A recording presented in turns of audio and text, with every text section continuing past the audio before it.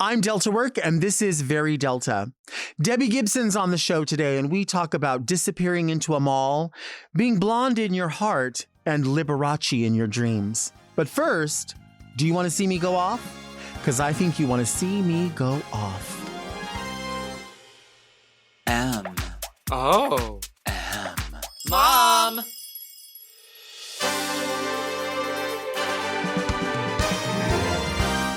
Are you a lady like me? Introspective, beautiful. Oh, are you intellectual like me? Beguiled by a bargain? You like wild times? Oh, like me? Are you serving the community like me? Well, if you are, then you must be very Delta.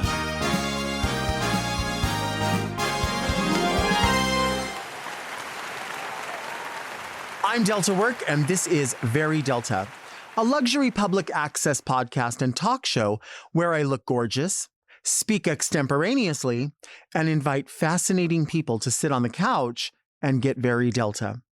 Very Delta is for the woman who always keeps a bottle of electric youth on hand. But first, let's get into some things that are very Delta.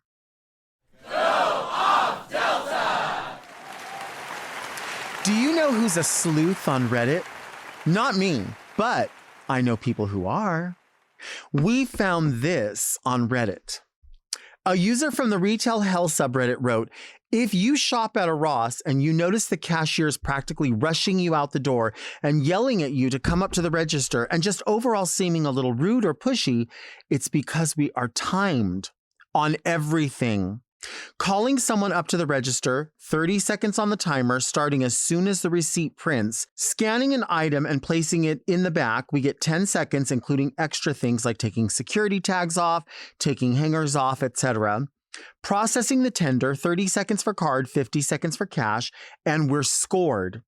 If our score is lower than 100%, we get talked to. We aren't even allowed to fold clothes because it takes too much time. We don't wad them up because we're lazy. We wad them up because we have to.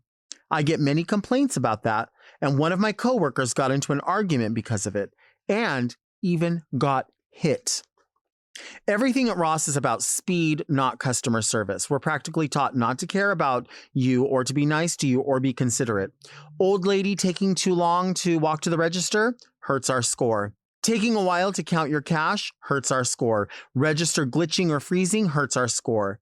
You have to add money to your card first hurts our score. If I have to literally yell to get your attention to come up to my register, it's not because I'm personally annoyed at you, but because I'm trying to not get written up for a bad score. And I do feel bad, but I'm trying to be good enough at my job to not get my hours randomly cut. Again, this happened about a month ago. I wasn't fast enough on the register, and when the budget got cut, my hours were in the single digits a week because they needed, quote, the best people on the registers. That's all. Fuck corporate. That is someone's letter. Now, I don't know if this is just somebody bored. They wrote this letter because they want attention, but I tend to think that this could be true. Now, we're going to juxtapose this with Ross's values from their website. At Ross, our values start with our people. We live by 5 core values that guide who we are and how we show up every day. Integrity. We believe in doing the right thing in every interaction. Respect. We value different perspectives and celebrate the vast array of backgrounds of all those who work for and shop with us because our differences make us stronger. Accountability. We take ownership for our actions and decisions and grow from our experiences. Learning. We focus on continuous learning and develop our people. Humility. We recognize each other's contributions and achieve success as a team. Those sound like fair values. They do seem sort of Miss America in a way. I mean, I think every company wants to say that those are their values. So I don't think I can fault a company for saying that those are their values. I do think that this subreddit retail hell person Like, this does make sense. This letter makes sense to me. This is kind of what I imagine. I've talked before about how fast food restaurants have a drive time, and that's a real thing. We know that. I also understand when I shop at Ross, TJ Maxx, Marshalls, Didi's Discounts, any store like that is absolutely a discount store.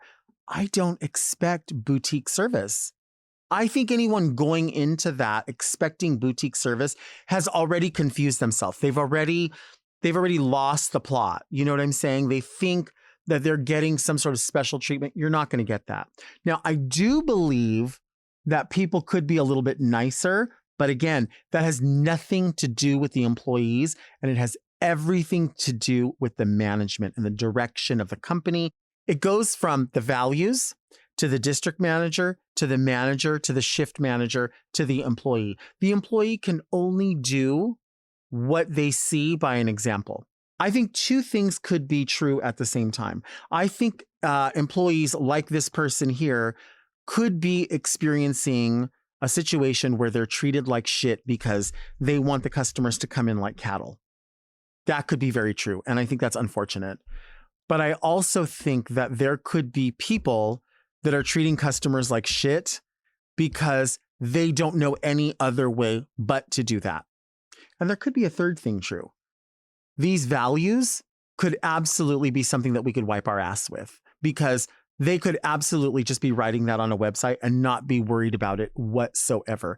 I actually made this prediction to myself in the car the other day. I said, when I go to a drive-thru and they say, well, there's no menu here, you got to go on the app, you got to you got to make your transaction on the app, we just want to do pickups. I feel like they're just eventually going to phase out fast food. And honestly, as somebody who consumes way too much fast food, maybe that's what we need. I don't know. Sure, people are going to lose their jobs. I don't know what's happening. Did we ever think we were going to be where we are right now? Did we ever think that everyone was going to be this replaceable? Maybe, maybe not. And I don't want to see people lose their jobs, and I'm not happy. Sure, Subway closed their doors and we joke that it's because they put too much mayonnaise on and we laugh about it. People really are losing their jobs, and it sucks. It's awful. But this does not rest on just the shoulders of the employees. It rests, in my mind, exclusively on the shoulders of the corporation. That's why I say, you're never going to find me in a store bitching to the manager or calling somebody out because they were shitty. I'll write a letter. I will call an 800 number, but I'm not going to approach the person that's working in the store because they're just trying to run their bag. They're just trying to get their coins. They're just trying to get more than 8 hours for the week of shifts, just like this person. Do we know if this letter's real? Probably not. It could be just somebody who's bored and writing it, but it rings true to everything we know about our experiences. I go to Ross all the time, and Ross is making it very difficult for me to stay in love. I appreciate a discount. I really do. I don't expect boutique service, and I know that at this point there's going to be security guards there fully wearing body cams. However, I'm still confused as to whose job is it to do what? Who is wrangling the carts? How is it that there's 15 security guards and none of them, even if it's not in their job description, does not a single one of them go, I've got to stand here all day. I guess I could push the carts out of the way. There's something, I could do something. I've worked so many jobs in my life, so many retail jobs, seasonal management. I've worked in kids departments. I've worked in men's suits. I've worked in fragrance. I worked at Old Navy. Come on. There gets a point where you have to understand this idea, and it goes back really, really far. Listen to this phrase. I want you to hear it. I want you to listen to it. I want you to digest it, because it's not for the corporation. It's for you. If you've got time to lean, you've got time to clean. Do you understand what that means? That means pass the time. If I've got to be here for 8 hours and there's nothing for me to do but just stand here and visually say to people, don't steal because I'm wearing a body cam, busy yourself. Busy yourself. Do something. You don't have to go out and wrangle car. You can't even leave Ross with a cart because they got those poles because everyone's living in carts these days. People don't have a choice. Their home is in a shopping cart. So if the carts are stuck inside the store and you see that people can't get in the store, is there a manager that can say, hey, I know it's not technically your job, but I tell you what, could you just push the carts out of the way that are in your way? And if somebody says, actually, that's not my job, then I think it's okay for the manager to say, you're absolutely right. And I'll bring that up at our next meeting. It's not your job, but we need to figure out whose job it is. I don't see managers wrangling carts. I would like to see the managers wrangling the carts. What about that? Ross still does not have a job description for who is supposed to wrangle the carts. And why are there two different kinds of carts? There's the regular shopping cart, and then there's the little tiny one. You can't put anything in that little tiny one. That little tiny one is just to walk around to make it look like you're doing something. I need the managers to be wrangling the carts. You got time to lean? You got time to clean. I would just think if I've got nothing else to do and I have to be here, I would, I don't know, organize the bags. I would lean over and go, well, if I have to sit here at this desk all day long, imagine me sitting here, and it's not hard to imagine me sitting all day long because sitting is my favorite thing to do. But if I was sitting here and I had nothing else to do and somebody said, when I come back in here, I want to make sure that this desk looks perfect, I would probably say, oh, well, I had my makeup out like this and I was going like this. I wonder if some dust got here. Well, let me go like that and do the best I can with cleaning that off. And then I would say, oh my goodness, my lip gloss got on the table. Let me get an alcohol wipe and take it out and wipe that down. Put that away. Okay, well, let's see. Now we only have 8 hours and 58 minutes to pass. What's next? I mean, what is not, I don't understand what goes in here and doesn't process. Why are we not fortifying employees? Why are we not saying to employees, we are great? Where's the paper? Where's the list? Where's the rules? Ross values. Ross, where's the accountability? Where's the humility? Humility? You know what humility is? Humility is a manager going over and being a good team player. Because what did I say? If you listen to this show, you heard me before. And I hope you committed it to memory. I said what I said. To be a good leader, you have to be a good team player. You should be able to drop right in and bust tables, no matter what. And you shouldn't be above it. You know why? Humility, accountability, respect, integrity, learning, humility. Learning where? Who is learning? I need to know who's learning, because how long have I been talking about this? And I go to Ross all the time. I don't say a word to anybody. I walk around there and I go, oh, okay. Well, I see they didn't learn. I see I was talking about this the other day, still didn't learn. Still not learning. Why are you not learning? I've been sitting here teaching you. Sitting here. 10 toes and 2 cheeks down. Teaching. I've been teaching. Why are you not learning? You know why? Hearing, not listening.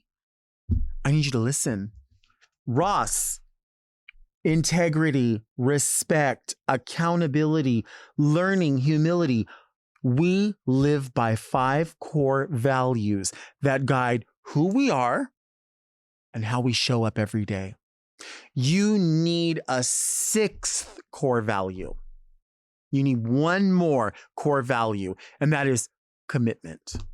Commitment to your employees, their compensation, their safety, their health, and their commitment to you.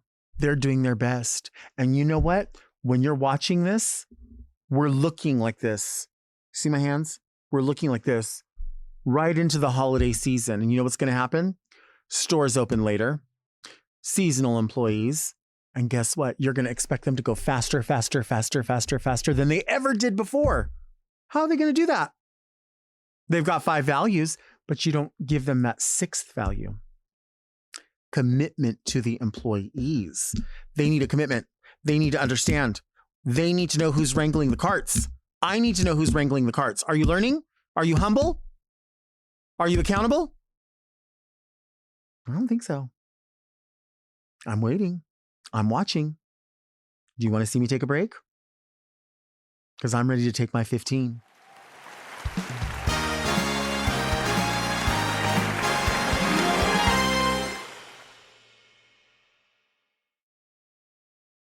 So you're running out of closet space. The good news? You don't need to stop shopping. You just need to start selling with The RealReal. The RealReal is the world's largest and most trusted resource for authenticated luxury resale.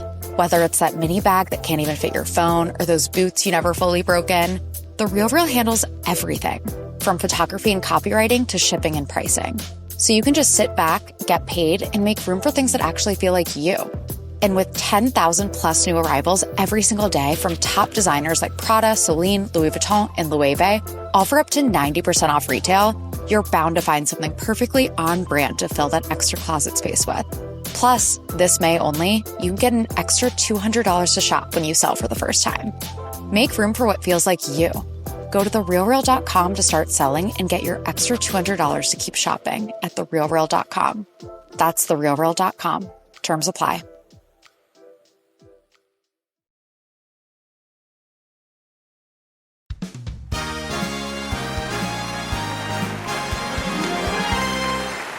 I just can't shake my love for today's guest. It is music icon Debbie Gibson. Hi. Hi.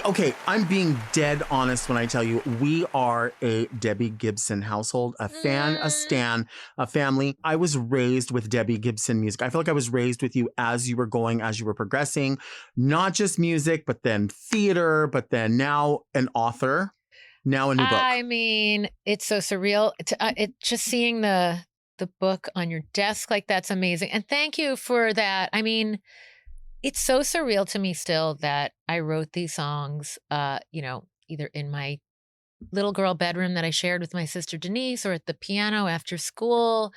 And that just to hear someone like you say that it was like part of the fabric of your childhood Absolutely. is still surreal to me. Well, I mean, and you hold a distinction as a producer, writer, performer that nobody else does. I mean, literally in the books. Tell us a little bit about that. So my song Foolish Beat was the first song that I solely produced on my debut album. I'd co-produced others and I wrote everything, but my late great momager Diane, she was one of the OG momagers, and she really was out to fight for my creative vision, and she felt like who better to speak to her peers than her, because it was always this thing of like, the masterminding at the record company going on. What producer can we put her? And my mom's like, she knows how she wants her record to sound. Right. And that's that. Here's the demo. She wants it to basically sound like a better version of this. And so she fought for that. And then that consequently became my first number one. So my first number one was something that I solely wrote, produced, and performed. And I dethroned one of my idols at the time, George Michael. And I'm still the youngest female to date to hold the record. And the second youngest, because I did it the next year with Lost in Your Eyes. And those are crazy. The hottest songs. Thank you. Right? I mean, to this day, I feel like there's something special about pop music in general because the message is usually very, very clear in a song. 1,000%. Yes. And that was something that, cynics like to take pot shots at because it's so simplistic and clear, but it's heartfelt. And for my limited teenage experience, it was truthful. And it was what we all were going through at the time, because I know we're similar in age. I'm a little bit older than you, but we're both ageless. Yeah, I like that. We're both eternally electric. I think pop music is supposed to kind of get to the point, that hook, very quickly. And then once you hit the hook, it's like, I always love to create those annoyingly repetitive, hopefully memorable hooks. Again, I mentioned George Michael. Like, I remember hearing Wake Me Up Before You Go Go Actually, the first time was when I saw it on MTV. Uh-huh. And I just remember I could not get that hook out of my head. And I was like, those are the kinds of songs I want to write. Right. Yeah. Well, and they do. They stay with you. I'm the type of person that if I hear the hook or the chorus or whatever, and there's a word, let's say the word is star or heart or whatever, when I'm in conversation with people, I will just start rattling it. So we were talking about you were using the word dream earlier today. Uh-huh. And I just kept saying, dream come true. Like I would just Oh, say I it love over and I that. do it all the time. And so it's interesting because I would never have known that I would eventually become a drag queen and then I would, do reality or whatever. And then be at the point where somebody that I was raised with musically, and we listened to so much music in our family, but somebody that resonated, I would be able to sit down and say, I rattle that off all the time. I love that. It's just, and it's true what you say, that hook sticks with people. Mm-hmm. For you, it was Wham. For, other people, it's you. It could be Foolish Beat. It could be Lost in Your Eyes. I mean, yeah, I want everyone to be able to sing along. Yeah. And it was always so much fun going to countries where people didn't speak English and they knew the hook because it was simple and it was repetitive. And so many people said, oh my God, I learned English from your songs. Wow. And I'm like, again, still surreal. Mm-hmm. Still surreal. What becomes a legend most? We're going legend. So, I have a song called Legendary out. And to me, being a legend is not only being great at a craft, which, I think like putting in the work on something you love, whatever that is. It could be a craft. It could be being a great parent, whatever it is. Like to me, I have a line in my song, you left it all on the floor. Whatever you're doing, leave it all on the floor. Right. And so to me, it's that. To me, it's rooting for others. It's character. It's what makes someone's character. And kindness and generosity and being inclusive to me becomes a legend. I want my idols to have it all. Right. I like, I'm going to bring somebody up to me in music who I think is legendary, and that's Gloria Estefan, who she's my text buddy. And I love that I can say that. And Gloria, if you're watching, like, she'll be like, yep. Because she and I met each other. We've met each other many times, but we met each other like 2 years ago. And I'm that person who, like, I don't care how many records I've sold or how many arenas I've played. I'm a fangirl of so many people. Sure. And I'm never going to lose that. Like, I have friends in the business and I'm always like, I'm like, Donny Osmond's calling me. Like, how did he get my phone number? Oh, right. He's my friend. Right. Like, it's still mind boggling to me. I still revert back to the little girl watching him on television every Friday night.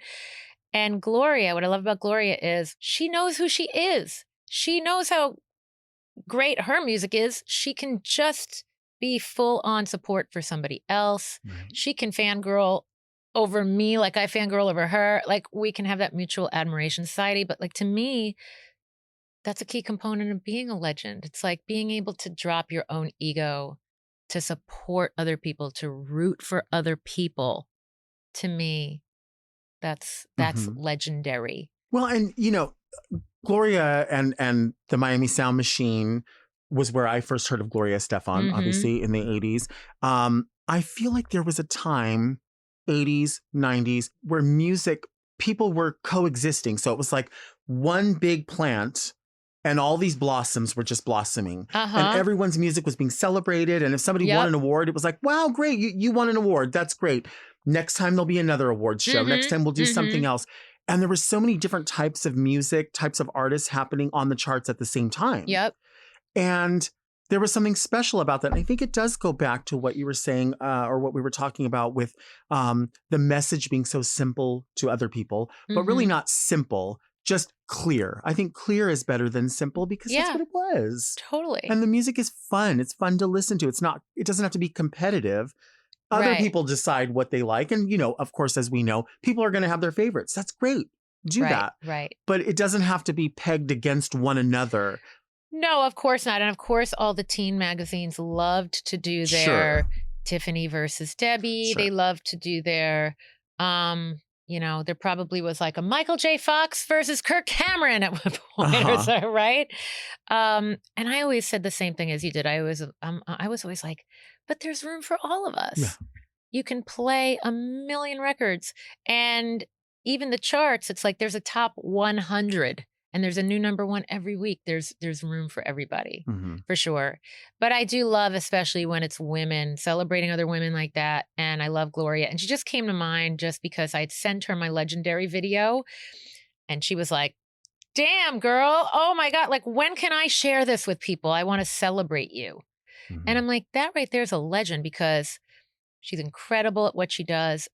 And so incredible, she doesn't have to posture and try to, Right. I love that. To me, that's a true legend. Well, that's why people probably regard you the way that they regard her. You're just never caught up in that weird space of worrying about what everyone else is doing, or acknowledging sort of that negativity. That's legendary. And that's probably what brought you to this book. Some of the things that you share in this book is that experience, because you sort of, it dilutes what you do if you're so worried about all these other things. Totally. And, it's interesting too, because in my day-to-day life, I'm very, put it this way, I'm my most empowered and most confident on a stage. That's where I'm like, give me that mic, and I kind of get out of my own way. And that's where everything like comes through. But I've learned that I like the dichotomy of being sometimes a little socially awkward by day and not always having my, I'm a little rough around the edges by day, is my point. And I've learned that it's fun. It's fun to be able to switch it on, switch it off. I'm always me, but I think, being relatable to your audience too is great. Like my audience, I think, like my diehard Deb heads and Diamond Deb heads, they know like, my extensions aren't always imperfect, and whatever those things are. Life is happening. Yes, life is happening. And they know when I get on the stage, I'm going to give them everything. And that's where to give it, and they know I'm going to be present. Like, that's the thing too, I think I talk a lot about in the book, is the thing I've learned along the way is to just show up, be present. It's right. It's not always going to be perfect. I might be having like a little mini panic attack on the inside but just, that's okay. It's all okay.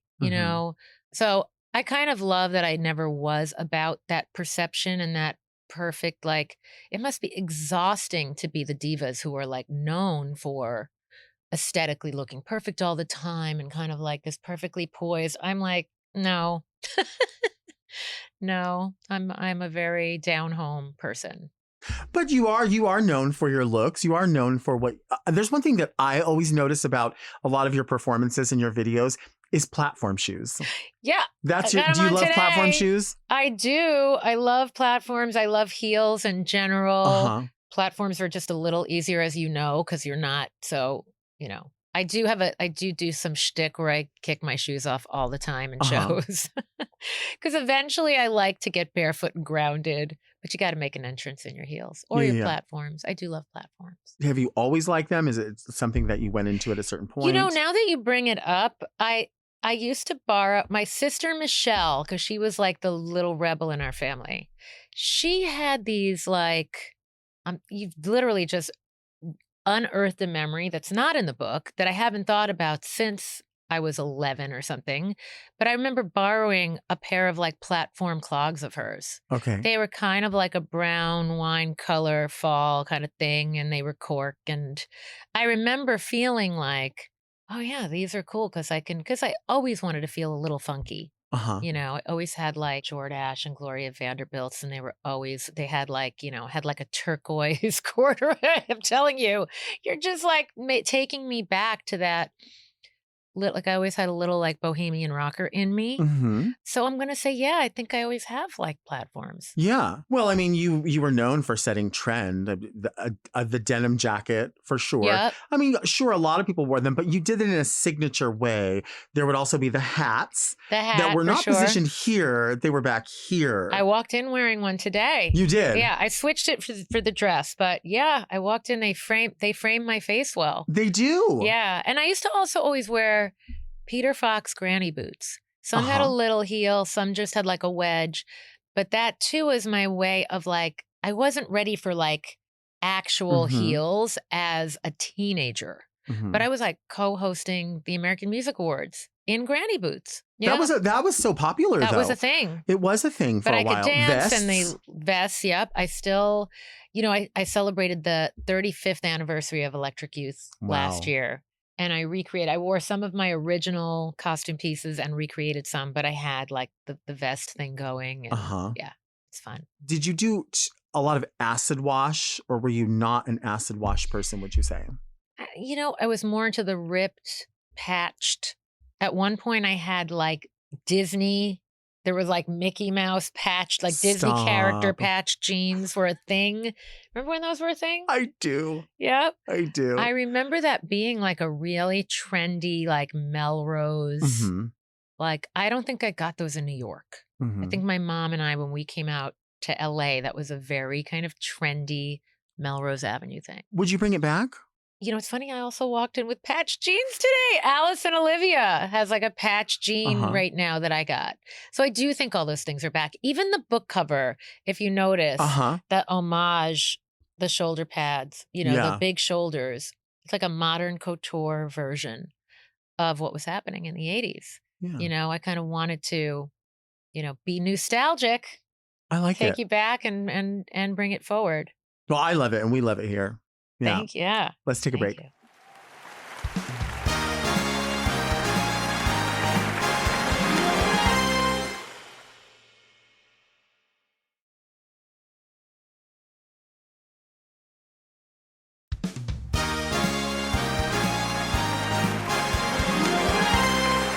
We are back with music icon Debbie Gibson and Joey.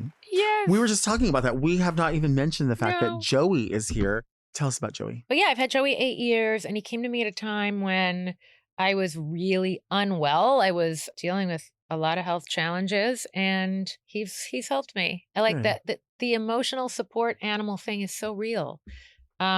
Because I always say Joey doesn't care if I hit the high notes well or not. Mhm. He does not care how many copies my book sells. He's like, Right. "Am I in it? Is my picture? Yes, your picture's in it."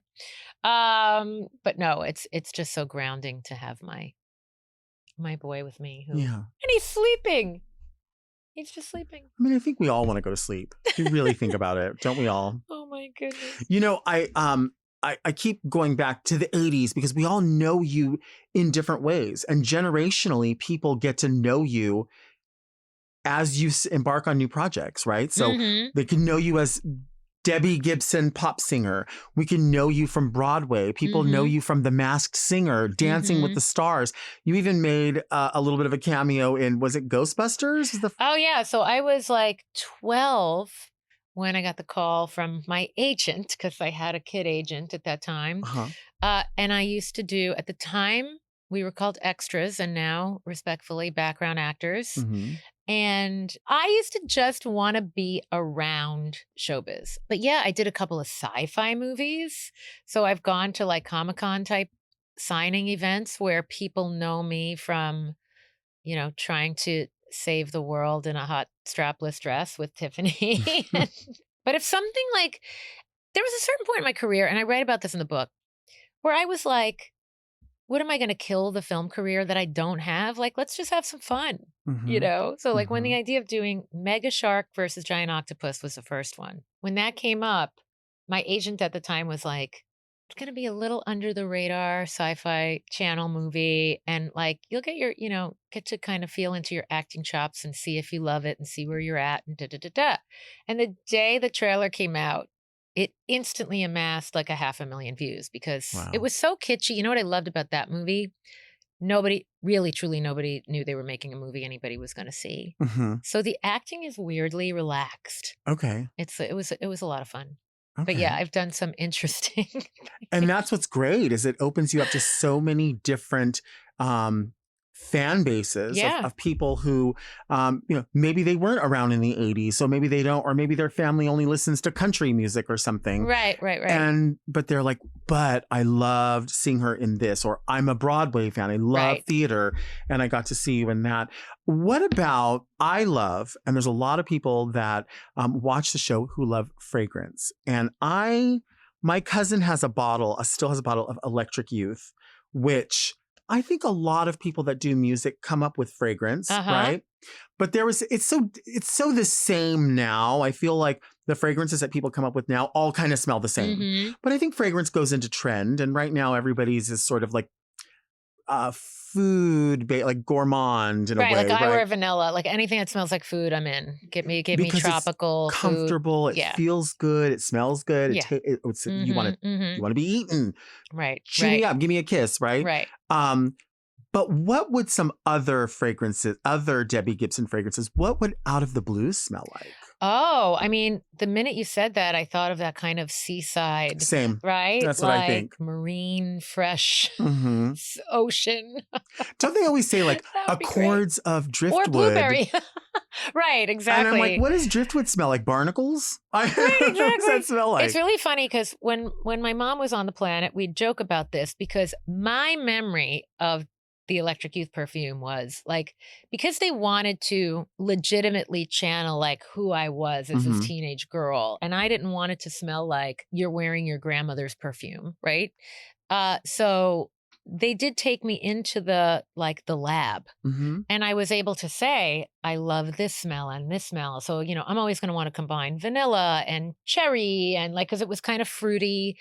Oh, very. Yeah. But my mom's like, Deb, you in your memory, you're like with the beakers and a lab coat, like formulating it yourself. It didn't quite happen that way, but I did have some input. But the masterminds at Revlon did really make it. And a lot of people have been wanting a reissue of it, which I do too, because it is such a nostalgic time. And we've done everything short of staging a flash mob in front of the Revlon offices in New York, which I think has to be next because I feel like, we just celebrated, I feel like for the 40th anniversary, there should be a reissue of Electric Youth. Right. I remember in the 80s, Avon had a perfume called Rio, and they released with it a cassette tape that had all the popular songs at the time. And they were by the actual artists. I don't know how that was a thing, how that was even possible. But I remember that. And I remember the fragrance being sort of like raspberry and peachy and fruity. And I think, again, that speaks to what happens in the trend in music.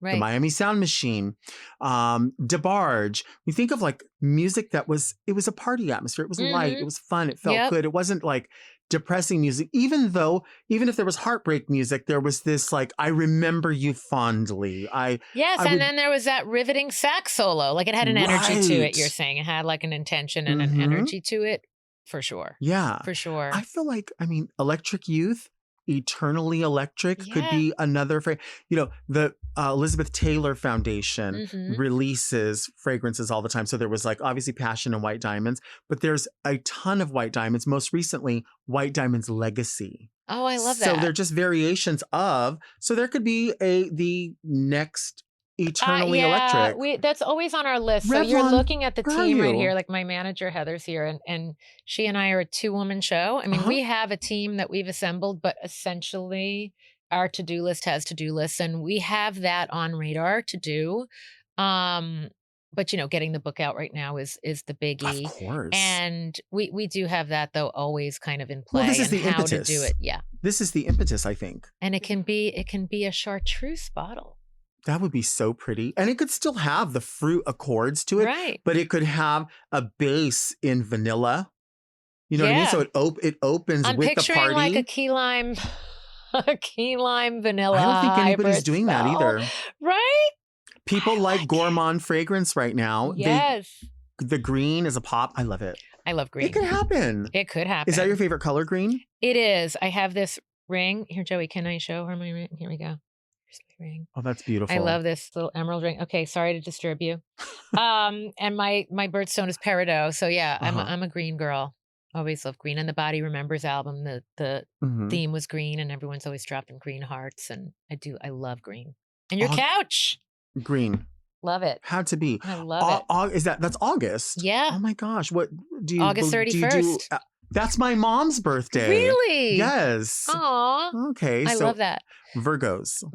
I always say when I know someone's astrological sign, I always like to say like, oh, Virgo, like I know what that means. I don't know what it means. Here's the thing. I am very woo-woo in so many ways, but I'm more specifically woo-woo. And I do think that like, I know a lot of Virgos and we're all very different. Okay. You know, and then you get into the rising signs and all the things. And I do know my birthday, like there's a book where it says what your birthday means. And by the way, Michael Jackson's birthday is 2 days before mine. Okay. And I think Richard Gere's is like on or around.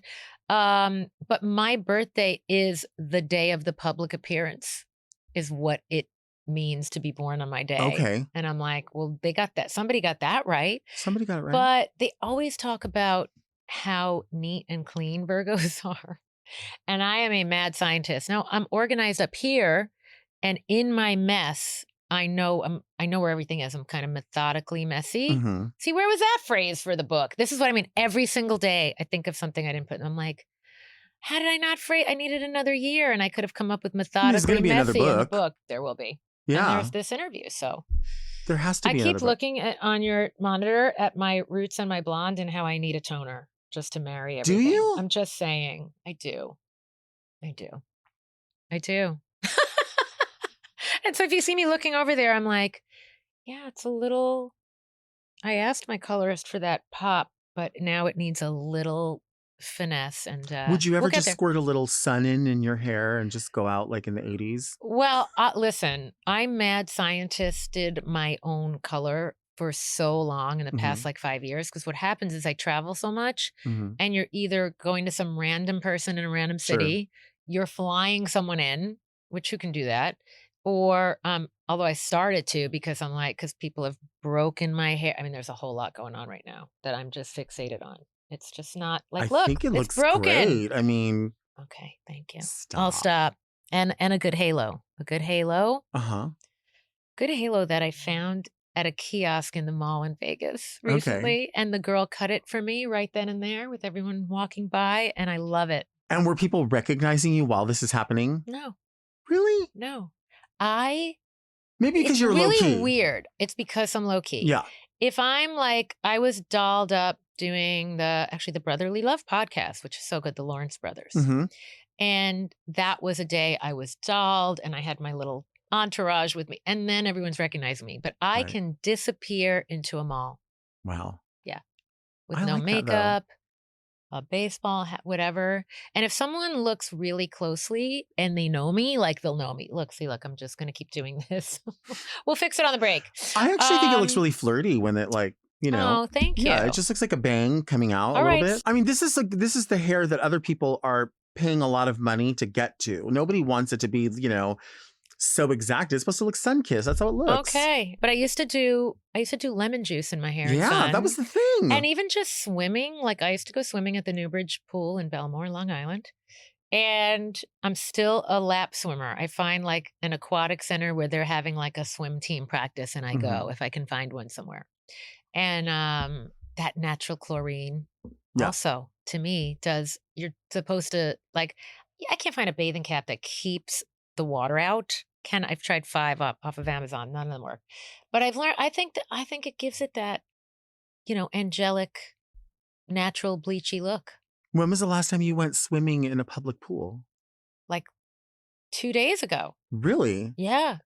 Did you eat a bologna sandwich with chips inside of it afterwards? Well, this was at a hotel, this one. But the one that I went to on Long Island had the stand and I always got Cracker Jacks. Always wanted the prize. Right. I always hoped there was a tattoo in there. Do you have any tattoos? I do. I have one. It's here. It's the Beauty and the Beast rose. It's very faded. Pretty. It's so faded right now. This might be like part body makeup that didn't come off from yesterday too, because it looks extra faded. But here, see if you could see it. Yeah. But it's the Beauty and the Beast rose with the petal falling off. Pretty. Really, because when I did Beauty and the Beast in New York, it was 97, 98. And I was always a very ritualistic person, especially with performing. Like I had to do like a certain voice practice at a certain time. And it really wasn't until that show, and I was planted in New York for 9 months doing it, where I discovered a little more freedom in my life. Like, oh, I can have a morning, I can have a day, then I can take my nap and do my yoga and do my voice and whatever. But like, it just was a moment that I loved. I loved that year of my life so much that I Wow. wanted to mark it with a tattoo. And that's what they do. They tell your story, you Yeah. know? I think And it's they the only do. one I ever got, the only one I ever wanted. And I never once regretted it because so many people will try to talk you out of. Sure. Do you have tattoos? I don't. Because everybody was like, you're going to regret it. And I've never not once woken up a day and said, oh my God, I shouldn't have gotten this tattoo. Good. I like that. I love it Some so people much. will get them and then they'll build on them, like add something else Yeah. to it. I have a Yeah. niece, my niece Diana has, like, she's got sleeves. My mom has a flower and then she has a bee, 2 bees for her 2 husbands that stung her. Let's take a break. Oh my God. Yeah, on that note. Let's take a break.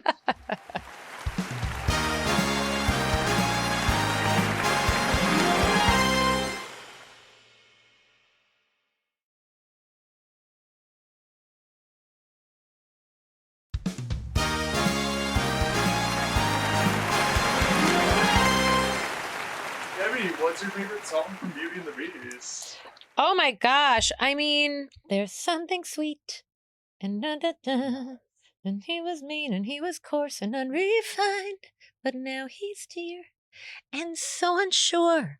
I don't know why I didn't see it there before. Oh, Why, so Joey? pretty. So pretty. New and a bit alarming.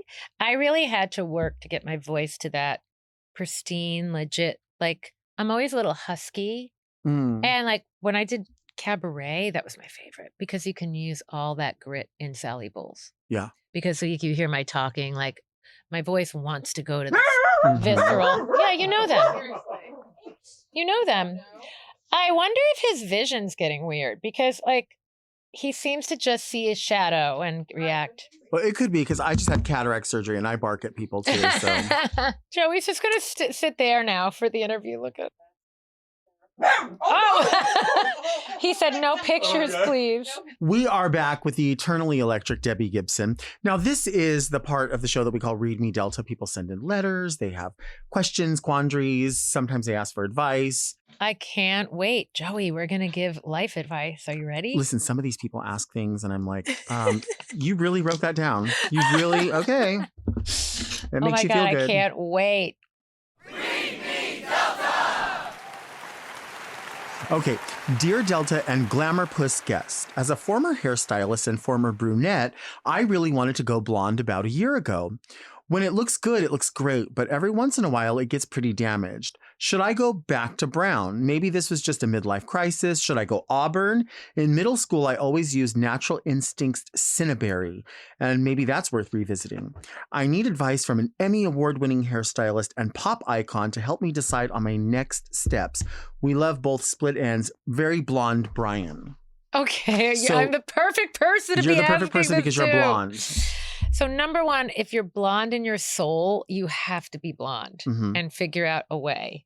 So like for me, what I've learned is to make sure whoever's coloring my hair uses a lower lower strength developer Mhm. and book more time to do it. And I gotta say, like, I also was good when I was doing it out of the bottle. Like when I did my Playboy shoot, that was my own bottle blonde. Mhm. Now, the caveat is if you're really gray, because when you're gray and then this is my whole dilemma. When you're gray and you're doing a root and you're doing the blonde, it's a whole lot of processing and a whole lot of weird Right. stuff.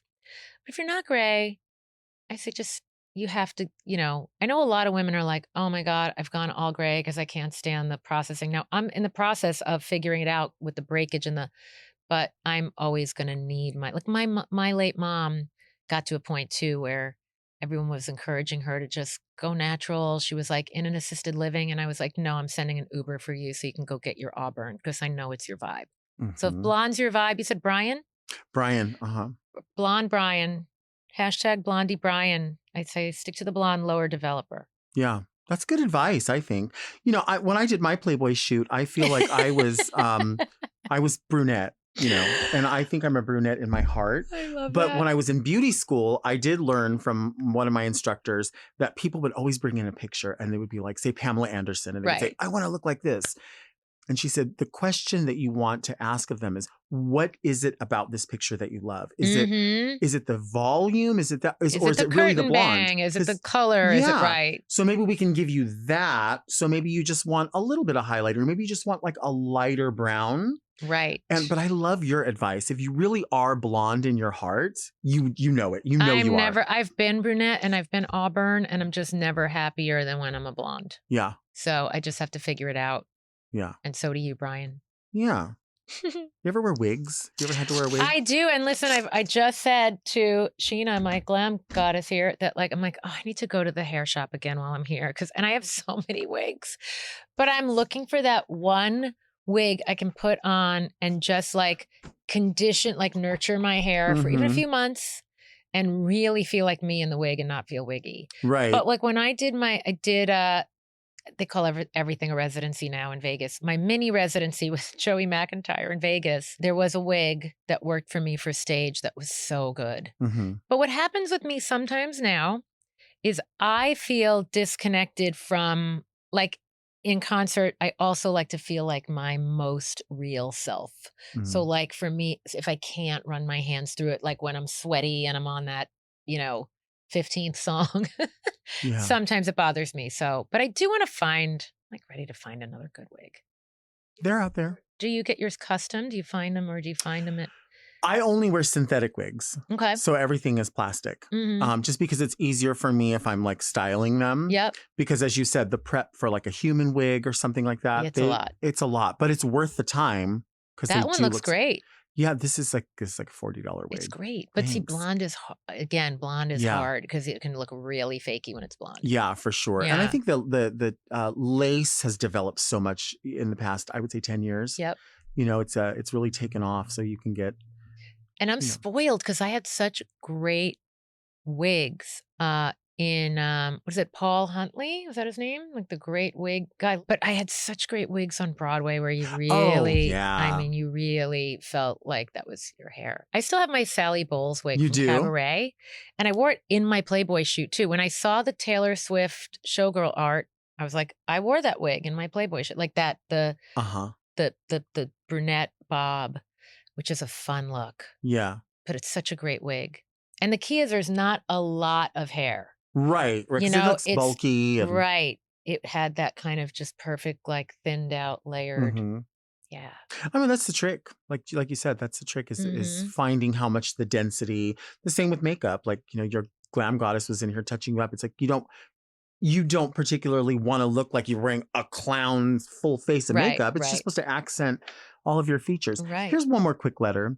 Dear Delta and Debbie, my name is Jareth from Brooklyn, and while Delta is busy frying all the small fish, I'm out swimming and talking to fish in my dreams. My question for you icons is, what is something that has happened only in your dreams that you would totally be okay with happening in real life? For me, sometimes in my dreams, I'm swimming with mermaids under the sea, and it's pure bliss. How about you? Much love, forever yours, Jareth. Something in your dreams. Oh my God. I feel like I live all my dreams, like no joke. Is there a place that you dream of going? Yeah, like Tuscany. Like I just saw on Instagram, I don't know if they're real or not, when you see it's like, you can own this Tuscan Mhm. castle for, and it's like 175,000 or something. And then I have that like, but it doesn't have to be a castle. It can be like a rustic farmhouse. I Mhm. have like the Diane Lane Tuscany movie Right. fantasy dream. Like Well, that's a dream.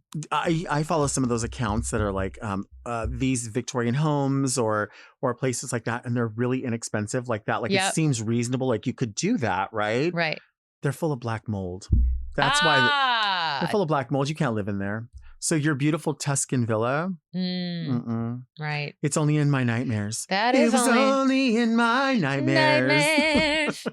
Oh my God. This is so fun. Thank you for being here. This is so fun. I But appreciate it. probably my biggest dream would be that Liberace would return and be at the piano, because I own one of I his know. glass and mirrored pianos.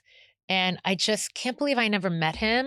I know. So I can visit Liberace in my dreams, put it that way. And I always feel like his energy's around. And the version that's in the video is the me and Lee mix because I added a whole piano solo. So it's literally just me and Lee because Liberace fans, his nickname was Lee. So that would be a dream. That whole beginning, you used a phrase earlier when you said no longer on, or when she was on this planet. Mm-hmm. And I love that. I've never heard anybody phrase it that way. But now that you say that about his spirit being around, it's like in your dream, the dream probably will come true. You will encounter him again. Yeah, I feel like I channel him, and my mom's definitely presiding all the time. I mean, selfishly, we'd all love our loved ones to actually be here to give them a hug. Right. But I do feel like she is celebrating this moment, and she is so alive, like in this book. And I wouldn't be here if she didn't do what she did on my behalf for my music, for all of our music, because it's our music. I love that. Mm. Thank you for being here. Thank you for this. This is so fun. It was. So oh my God, exciting. so much fun. I love it. Today on Very Delta, we learned that sometimes you're an 80s baby and you grow up and you have your own talk show and you meet your icons and your dreams come true. Dream come true. We'll see you next week. And until then, keep things very Delta.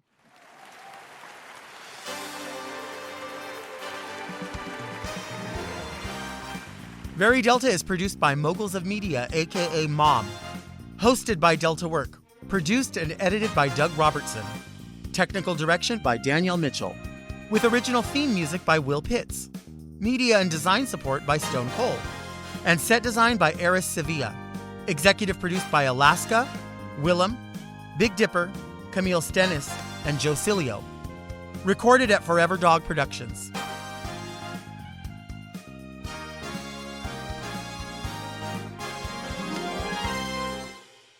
Hey, you got time to lean, you got time to clean. Mom! Watch Very Delta uncensored, ad-free, and a day early by subscribing to Mom Plus Gold.